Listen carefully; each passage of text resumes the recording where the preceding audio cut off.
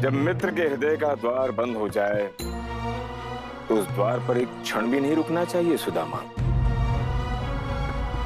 तुम सत्य कह रहे हो। मेरी मित्रता की भलाई इसी में है कि मैं यहां से लौट जाऊं।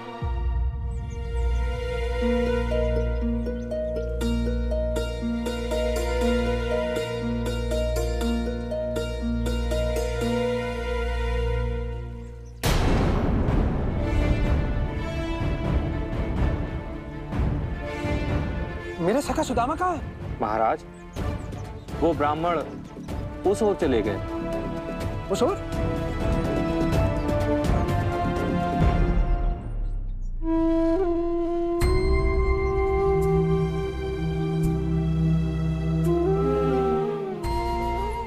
यदि कृष्ण मुझे भूल गए तो इसमें कृष्ण का कोई दोष नहीं है। मैं इस योग्य नहीं तो मुझे याद रखते। मेरी भक्ति में ही कोई कमी हुई है जो मुझे कृष्ण के दर्शन नहीं हुए।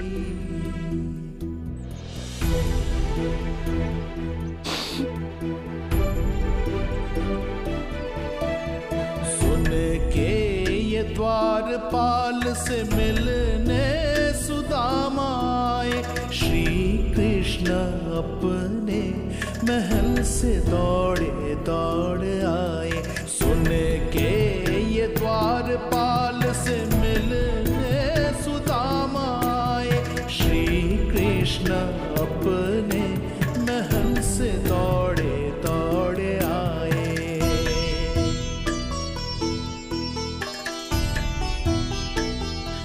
बचपन के सखाए कृष्ण हुए अचंभित, बरसों के इस मिलन पे हुए वो विस्मित।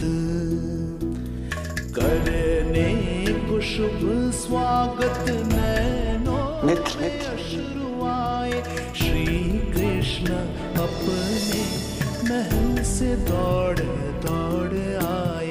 सुन के ये द्वारपाल से मिलने सुदामा आए, श्री कृष्ण अपने महल से दौड़ दौड़ आए। अपने सखा को छोड़कर जा रहे हैं?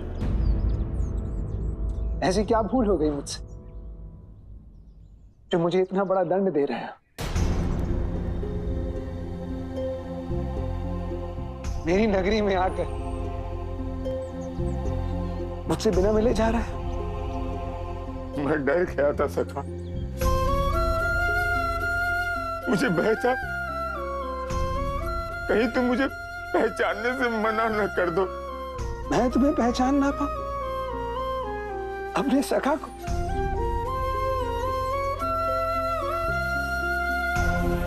जिसके गुणगान में दिन रात करता हूं, जिसकी यादों को मैंने अपने हृदय में मोतियों की तरह संजो के रखा है,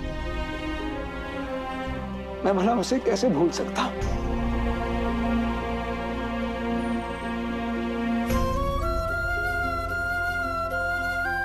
दोष मेरा ही है। मैं तुम्हारी संपन्नता को अपनी विपन्नता के खाई से देख रहा था।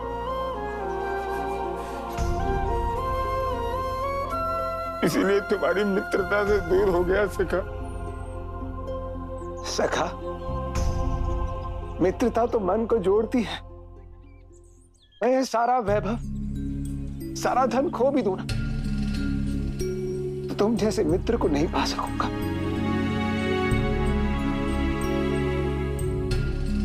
और तुमने मुझे स्वयं से ही दूर कर दिया।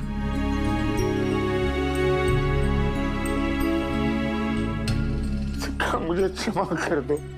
नहीं सखा, अब मैं तुम्हें तभी क्षमा करूंगा जब तुम अपने सखा के गले लगोगे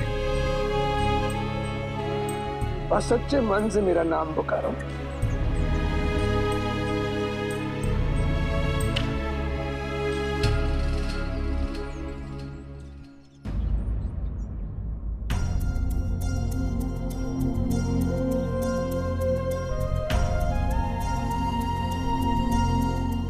क्यों रुक गए सखा?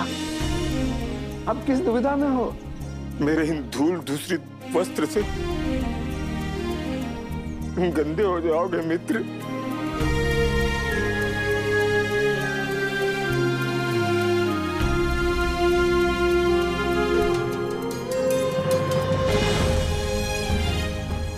एक मित्र के शरीर पे लगी हुई धूल चंदन होती है। आओ ना सखा, अपनी मित्रता का तिलक मुझे भी लगा दो।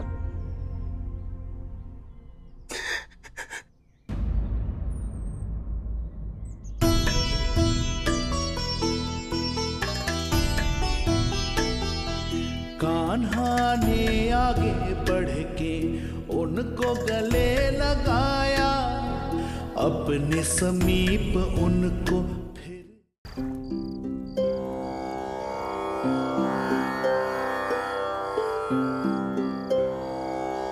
ऐसा प्रतीत होता है सखा, जैसे तुम्हारे मन का तेज तुम्हारे मुख पे आ गया हो। सखा, यदि इन वस्त्रों में तुम्हारी भाभी ने मुझे देख लिया ना, तो वो भी नहीं पहचान पाएगी। आओ सखा, भोजन ग्रहण कर लो। बहुत दूर से पैदल चलकर आए हो और फिर तुम्हारे साथ वर्षों की बातें भी करनी है। आओ। हाँ।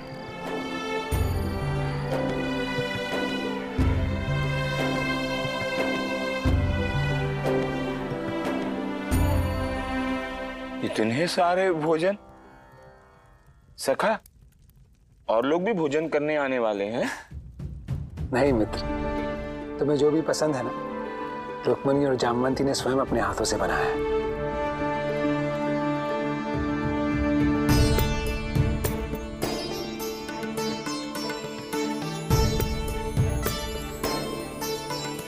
सखा, हाँ? भोजन को अधिक प्रतीक्षा नहीं करवानी चाहिए। हाँ।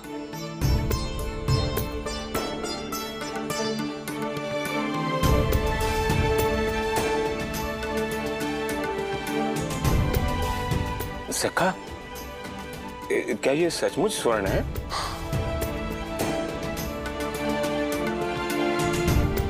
तुम्हारे भाभी को स्वर्ण बहुत प्रिय है।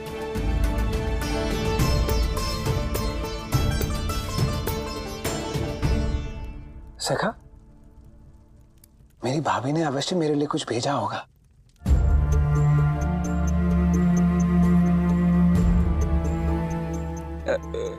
सखा, तुम्हारी भाभी कह रही थी कि क्या क्या भेजा मेरी भाभी ने? बताओ ना सखा। वो मेरे पुराने वस्त्र। प्रभु, आप भी ना इतनी दूर से चल के आए हैं और आप अभी उनसे सवाल पूछने लग गए। पहले उन्हें भोजन तो कर लेने दीजिए।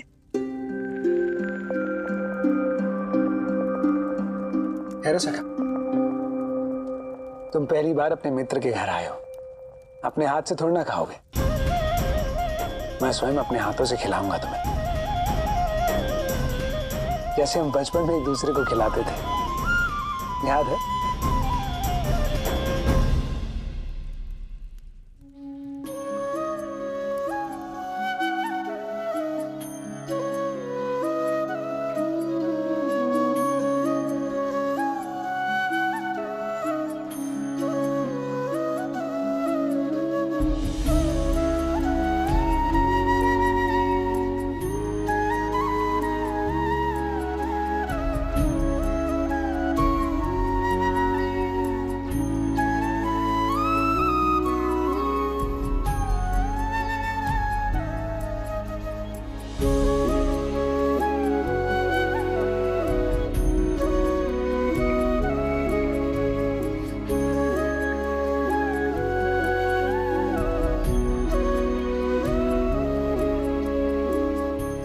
बस सखा, बस पेट भर गया सखा। सखा, अभी तो बहुत खाना बचा है। सखा, 2 रोटी से अधिक तो कभी खाया ही नहीं।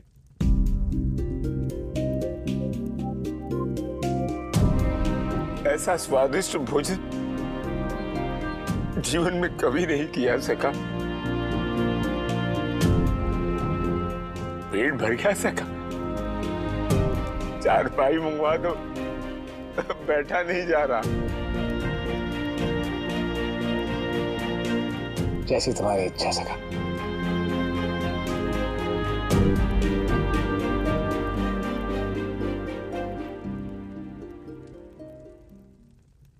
आओ सका।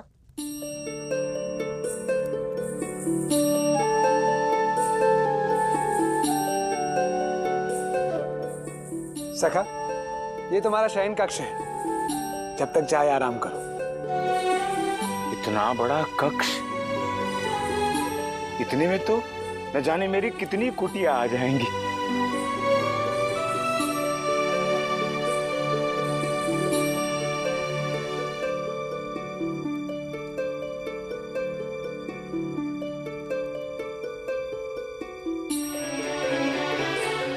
सखा, ये सैया तो धूप घास से भी नरम है।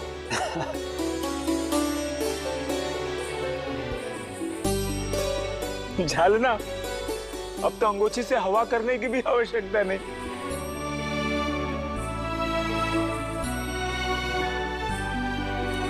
इतनी सुंदर सुंदर सजावट, आदमी तो सोना भूलकर बस इन्हें देखता ही रह जाए। सखा, बहुत रात्रि हो चुकी है, तुम थक भी गए होगे, सो जाओ। तुम ठीक कहते हो सखा। यदि मेरी प्रसन्नता ऐसी ही बढ़ती रही तो सारी रात्रि उत्साह में बीत जाएगी। मेरे सखा सुदामा के मन में ना धन का मोह था, ना विश्राम का लालच। यहां तक कि मेरा मित्र एक भिक्षा पात्र से अधिक अन्न भी नहीं लेता था। संयोग देखिए देव, महाराज धर्मसेन सुदामा को अपना उत्तराधिकारी मान चुके थे। लक्ष्मी सुदामा के पास आने ही वाली थी। प्रभु, आपकी बातें सुनकर तो मेरी उत्सुकता और भी ज्यादा बढ़ गई। बताइए ना, फिर क्या हुआ?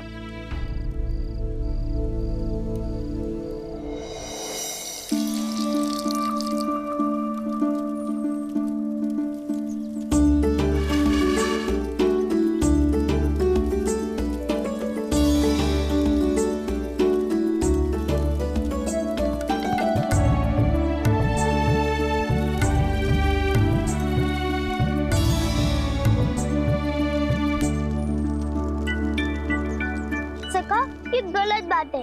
न तुमने मुझे चूल्हा जलाने दिया, न ही मुझे चावल चुनने दिए, और न ही भोजन पकाने दे रहे हो। सारे काम तुम ही करोगे तो मैं क्या करूँगा? सखा, भले ही सारा कार्य मैं कर रहा हूँ, किंतु कारक तो तुम ही हो।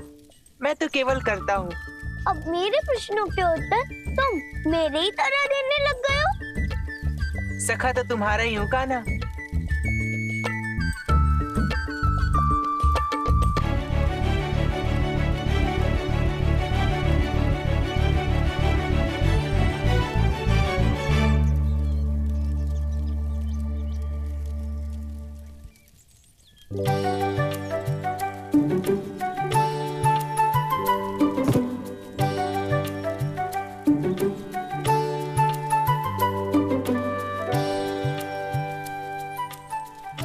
सखा, सारी तैयारियां हो गई हैं।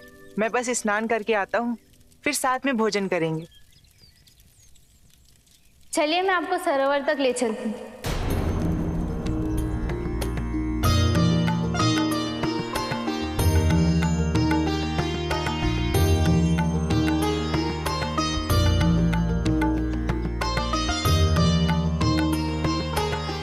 हाँ सुदामा जी, महाराज ने हमें विशेष रूप से आदेश दिया है कि आप दोनों को कोई कष्ट ना हो।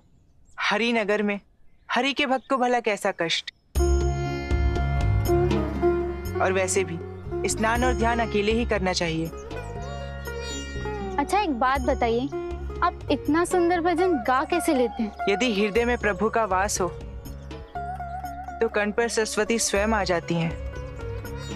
आपने सत्य कहा। ठीक है, आप लोग प्रतीक्षा कीजिए, मैं बस अभी गया और अभी आया। जी।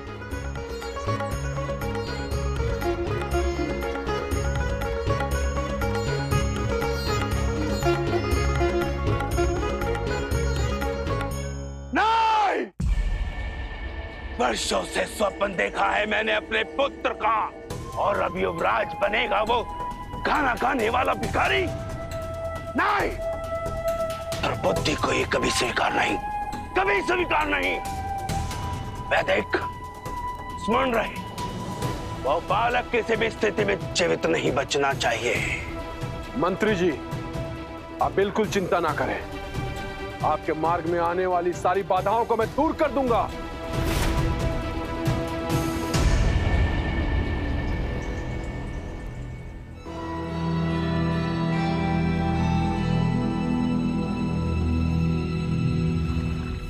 ठहरो बालक,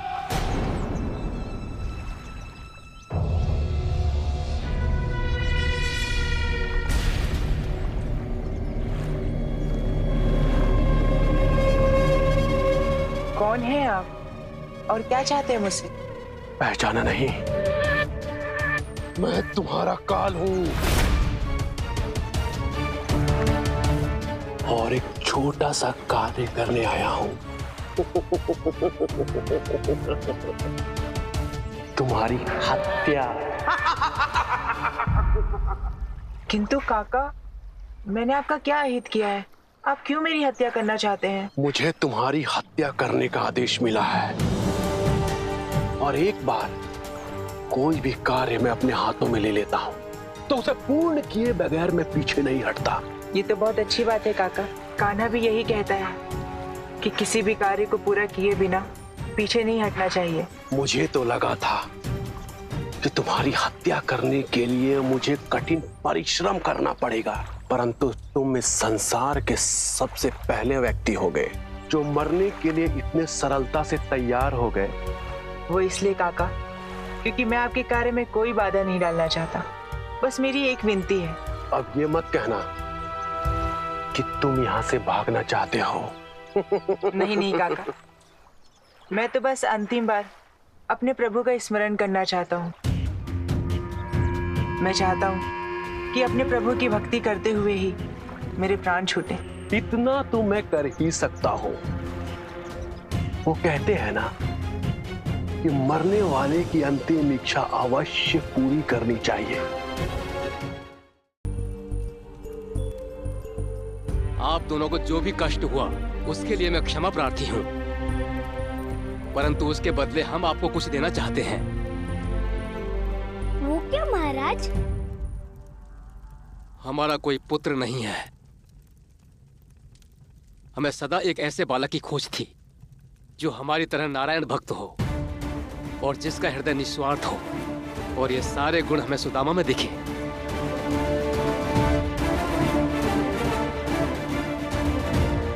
इसलिए पुत्र सुदामा, यदि आपकी सहमति हो तो हम आपको अपना युवराज घोषित करना चाहते हैं।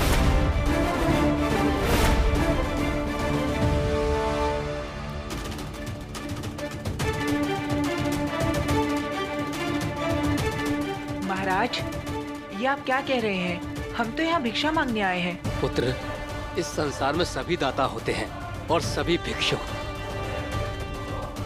ये समझ लो कि आज मैं एक भिक्षुक हूँ और तुमसे तुम्हें अपने पुत्र के रूप में मांग रहा हूँ। महाराज, मैं आपको आहत नहीं करना चाहता, किंतु मैंने अपना जीवन भक्ति को समर्पित कर दिया है। जहाँ धन होता है वहाँ भक्ति नहीं हो सकती है। अरे सका, रुको तो। सुदामा रुको।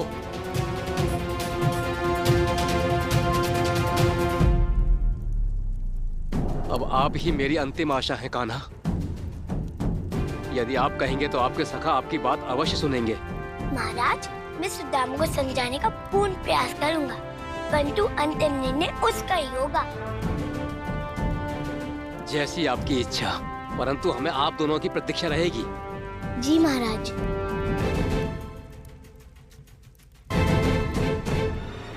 इससे पहले कि ये कान्हा अपने सखा को समझाए, मुझे इसकी हत्या करनी होगी।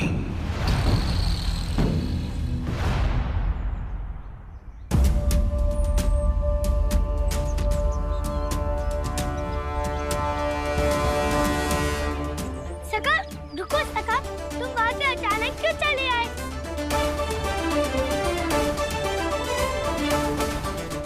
कान्हा, तुमने सुना नहीं? महाराज मुझे युवराज बनाना चाहते हैं। सका, तुम तो ऐसे कह रहे हो जैसे उन्होंने तुम्हें कोई दंड दे दिया हो। कान्हा, मेरे लिए राज या कोई भी पद दंड के जैसा ही है, क्योंकि इससे मेरी भक्ति में बाधा आ सकती है, और जहाँ रहने से मेरी भक्ति में बाधा आए, ऐसे स्थान पर तो मैं एक क्षण भी ना रुकूं। सका, सका, सका। परंतु गुरुदेव ने हमें क्या शिक्षा दी है सका? हमें कठिनाइयों से पीछे नहीं हटना चाहिए, अभी तो उनका सामना करना चाहिए। कान्हा, कठिनाइयों का सामना तो हम तब करेंगे ना जब हमें पता चलेगा कि कठिनाई है क्या। कभी राज्य द्वारा मेरी हत्या का प्रयास होता है, तो कभी वे मुझे युवराज बनाने लगते हैं। सुदामा, दो निर्णय और दोनों ही एक दूसरे के विपरीत। इसका अर्थ है राज्य में कोई तो है जो राज्य के विरुद्ध षड्यंत्र रच रहा है। वही तो मैं भी कह रहा हूँ कान्हा, कि जहाँ इतने बड़े बड़े षड्यंत्र रचे जा रहे हो, हम भला वहाँ क्यों रुके? सका सुदामा, मुझे तो लगता है कि इस सब के पीछे मंत्री दुर्बुद्धि का हाथ है, और यदि वे अपने षड्यंत्र में सफल हो गए तो सिर्फ महाराज ही नहीं, अभी तो इस राज्य की प्रजा भी संकट में पड़ सकती है। ये तुम क्या कह रहे हो कान्हा? मैं सत्य कह रहा हूँ सका। यदि मंत्री दुर्बुद्धि राजा बन गया तो उसके अत्याचार को पूरी प्रजा को सहना पड़ेगा। इसलिए ये हमारा धर्म नहीं है कि हम यहाँ की प्रजा की रक्षा करें। किंतु कान्हा, हम कोई राजपुरुष तो है नहीं, फिर राजकाज में हम कैसे हस्तक्षेप कर सकते हैं? सका, गुरुदेव ने कहा था ना कि हमारी शिक्षा तभी पूर्ण होगी जब हम अपने ज्ञान से प्रजा की रक्षा कर सके, समाज की भलाई कर सके। इसलिए चाहे हम सफल हो या असफल, हमें यहाँ की प्रजा की सहायता तो करनी ही होगी सका।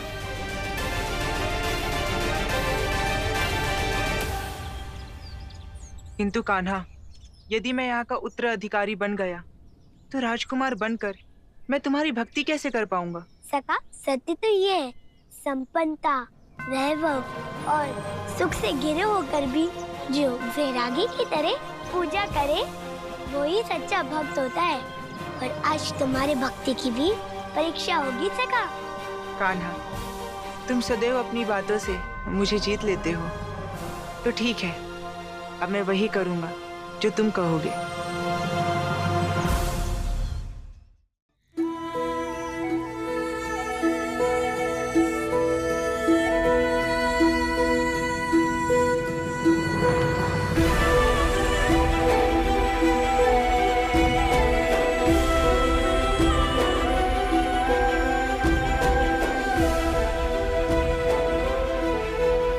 हे माँ काली, इन दोनों हत्या का कारण मैं हूँ। ना ही मैं इस राज में आता और ना ही इतना बड़ा अनर्थ होता। हे माता, अनजाने में ही सही, किंतु इन दोनों हत्या का कारण मैं हूँ।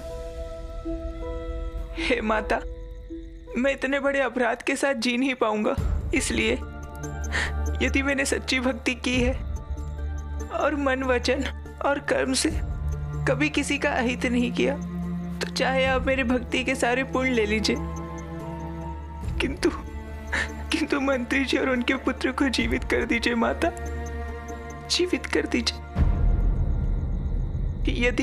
यदि अब भी आपने उन्हें जीवित नहीं किया तो मैं अपने प्राण दे दूंगा।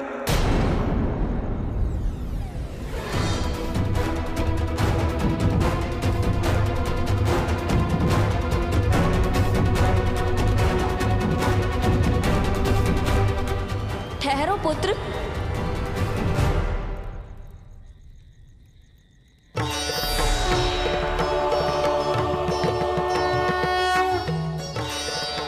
माता।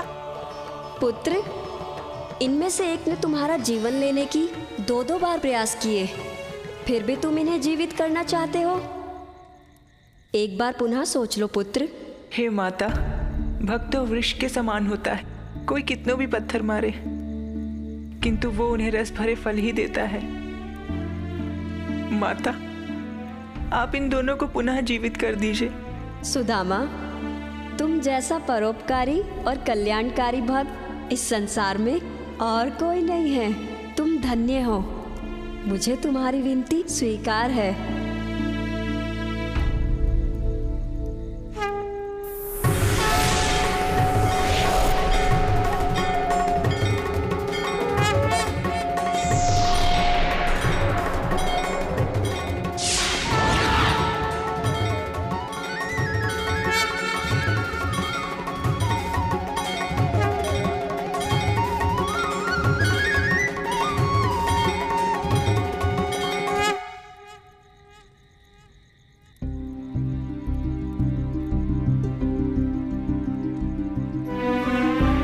सुदामा, ये तुमने क्या किया? हमने तुम्हारे प्राण लेने चाहे और तुम्ही ने हम दोनों के प्राण बचा लिए।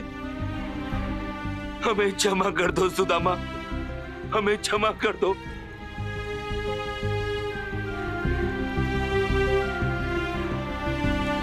हमें क्षमा कर दो सुदामा।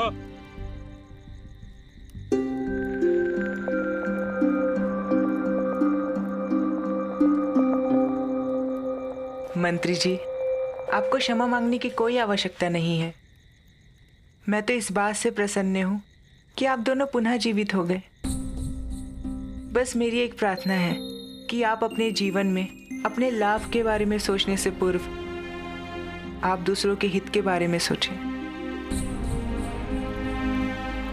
सखा सुदामा,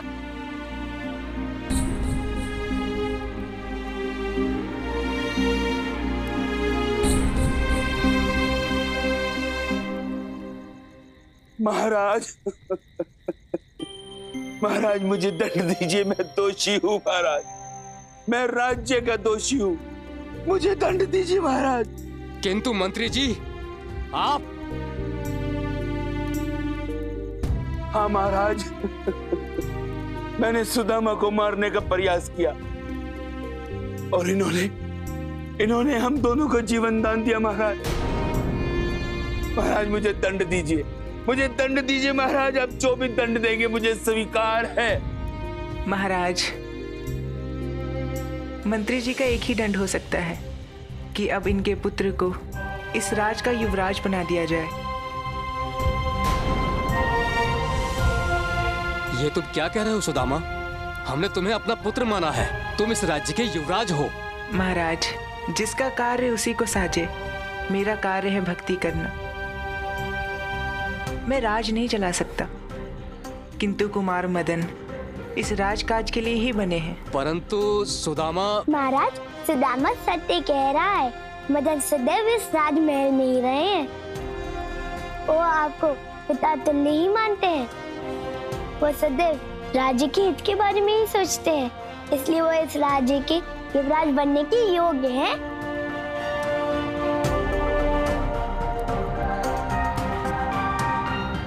मैंने सदैव यही माना है कि आप दोनों को स्वयं नारायण ने भेजा है।